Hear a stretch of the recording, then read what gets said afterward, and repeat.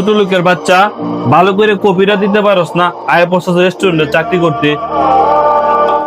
আপনি আমাকে যা ইচ্ছা তাই বলেন, কিন্তু আমার বাবাকে নিয়ে কোনো গালি দিবেন না। হে, মূর্খের বাচ্চা কি কয় শুনছস রে? মূর্খের বাচ্চা আমি না, মূর্খের বাচ্চা আপনি।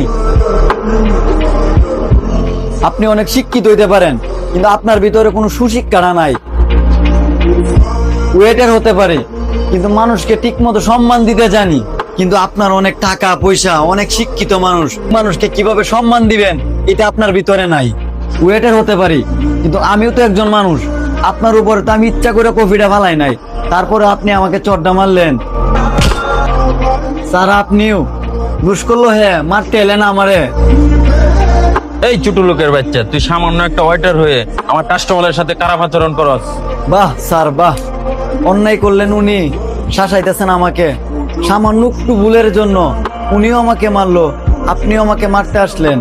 আসলে স্যার, দুনিয়ার নিয়মটা এরকম, বড় লোকে যতই দোষ করুক না কেন তাদের কোনো দোষ নাই, আর আমাদের মতো গরিবরা যদি একটু দোষ করে রেহাই নাই স্যার। আচ্ছা স্যার, আজকে থেকে আপনার চাকরি করলাম না। ভাই, ওই ওয়েটারটার সাথে আপনার এরকম খারাপ ব্যবহার করাটা উচিত হয়নি। ভাই, দোষটা আপনারই ছিল।